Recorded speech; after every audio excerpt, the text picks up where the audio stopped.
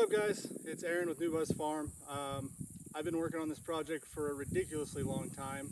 It's one of those things that keeps getting slid back on the back burner, but I am finally ready to show you where I'm at with my mobile chicken coop. I kind of wanted to take you through the structure, kind of the bones of it before we put the skin on, so you can see what's underneath, and I can talk about how I designed it and why, and just go through some of the features. So let's do it. All right, so let's start with a zoomed out view here. The coop itself, the footprint is 10 feet by 8 feet. You can see what's kind of unique with this coop compared to what I've seen with most others is that the framing, the vast majority of the framing is actually 3/4 inch EMT, which is metal conduit. And I did that because of the weight. So I wanted this to be easy to move, both by me and my kids. And so that was definitely a consideration. That's the reason I did what I did. Zooming in on that, speaking of the framing, these connectors are, they're from a brand called Maker Pipe. And I am in no way affiliated with Maker Pipe. I'm just trying out these connectors, these black ones here. But I think there's some good things and some bad things about them for this specifically. And while we're on the subject of these Maker Pipe connectors, one of the disadvantages that I've seen with it is,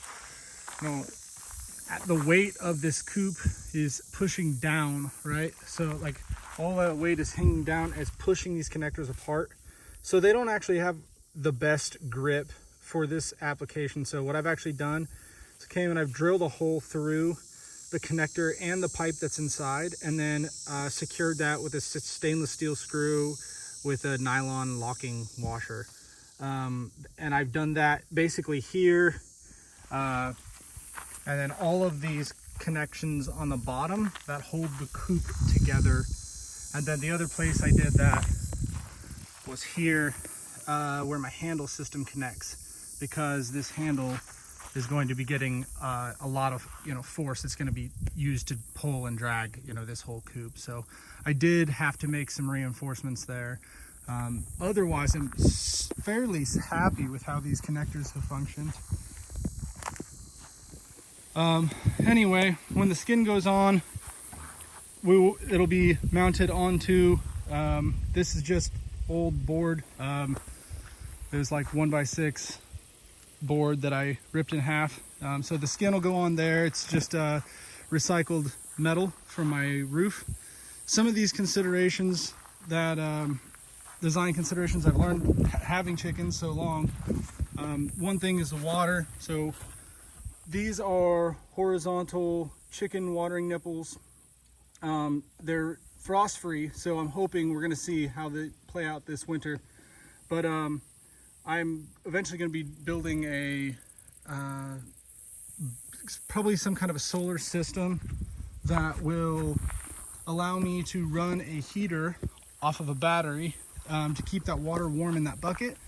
And hopefully I can keep this thing completely detached from electricity, external source of electricity, and have it completely mobile around my property without having to be plugged in. So that'll be a future video, probably, and let you know how all that worked out.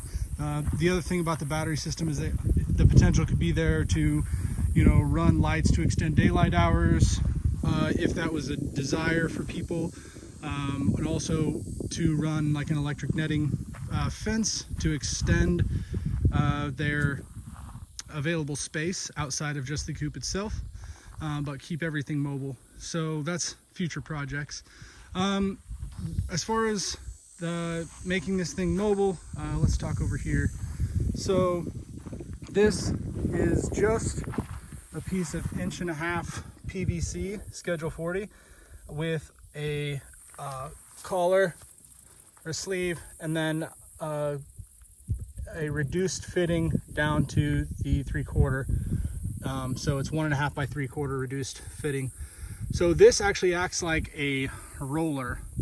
So rather than have wheels that will sink into mud, The idea here was to have something when I pick up on the front of the coop, I'm not dragging the full weight of the coop on the frame. That piece of conduit rolls, or that piece of PVC rolls over the 3/4 inch conduit underneath, and acts basically like a huge spread out wheel and distributes that force evenly. So, and it does move incredibly easy. As far as the handle height, I designed the handle height so that basically when I walk up here, we'll talk about that later. Basically I walk up and it's just the right height for me, so when I move the coop, I bend down, grab it, and walk with the coop, and it elevates the front of the coop maybe 5 or 6 inches, so enough that I can navigate obstacles and whatnot, but not enough where the chickens can get out. So here's as for laying boxes and whatnot. This is going to be, scoot back a little so you can see, this is just going to be a small door here to access the eggs. I've got 2 nesting boxes here. I've got an excluder. So once this sits at here, let's see if we can come around to the side so you can see that. This whole nesting box sits at an angle backwards, and it's 1-inch hardware cloth, and the reason is so I don't have to continuously be cleaning or replacing bedding materials is the hope, and that'll allow the eggs to roll backwards.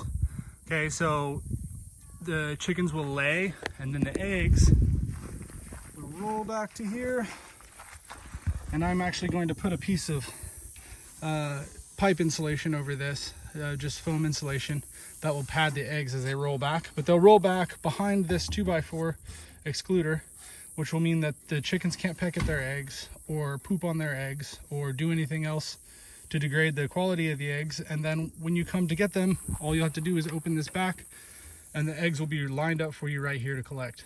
So that's the reason for that design here. The other thing you want to always design when you're doing nesting boxes is discourage the chickens from sitting on top or nesting above. And that's the reason for this angled roof here. That's a steep enough angle where it will discourage the chickens from trying to stand on it, hopefully, and it'll keep any debris, poop, whatever out. The point of these boards here is these are going to be the roosts. So sorry, scoot back a little so you can see that better. But those 2 boards running parallel there in the middle are the roosts. That'll get the chickens off the ground about 20 inches or so. And then you can kind of see how I have a wood frame here. And the reason for this wood framing here is essentially going to be just so I can attach the metal the metal sheeting over the top. So and then I'm actually gonna, on this side as well, I'm going to attach metal sheeting on the inside here, and that'll make like a wall to block the wind. It's hard to film. Sorry guys. Get out of here. So this part here will be sheeted, and then I'll have a little vent up top, but that will allow airflow to vent, a vent out the top. It'll be open at the bottom so the chickens can walk under, but then once they hop up on their roost, they'll have protection from the wind, which is important in Kansas because it gets stupid windy, and that's a huge factor with the cold. So I'm trying to think of anything else. This door, this will be the main access door for if people want to get in and out. But I don't plan on spending a lot of time inside of this thing. It's designed so that I am going to plan on moving the chickens regularly, probably at least once a day on areas where I don't want to degrade the existing vegetation. Part of the goal here though, the real goal here, is to be able to focus the action of the chickens, focus the nature of the chickens, and which is really disruption, right? Focus the disruption that the chickens create, and the fertility that they naturally put down. So as I move this along, if I want to, let's say, get wildflowers established in an area, I can leave this coop in place for an extended period of time, let the chickens really work the ground up and fertilize. kind of like June's doing right there. Thanks, June. And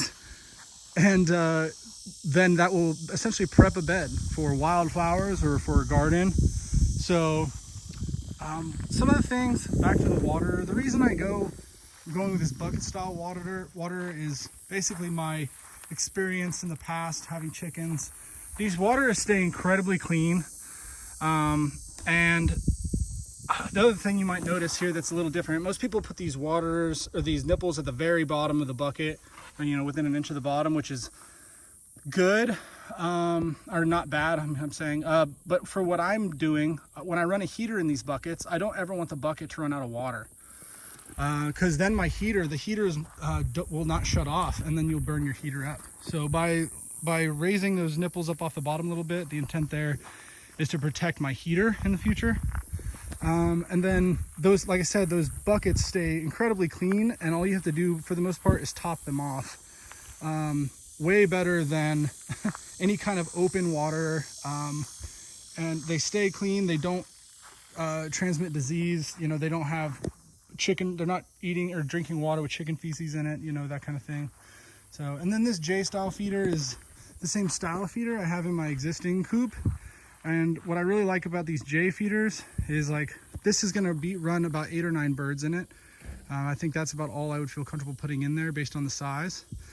This J feeder will hold, probably 4 days worth of food in the winter, and more like a week or more worth of food in the summer. And that just has to do with how much the chickens are foraging, you know, insects and grass and everything else. So, and the water will last several days as well, which is really nice because that allows us to, you know, let's say go out of town for a concert or something like that, and not have to have somebody come and take care of our birds once or twice or, you know, 3 times while we're gone. You know, it really minimizes the amount of labor.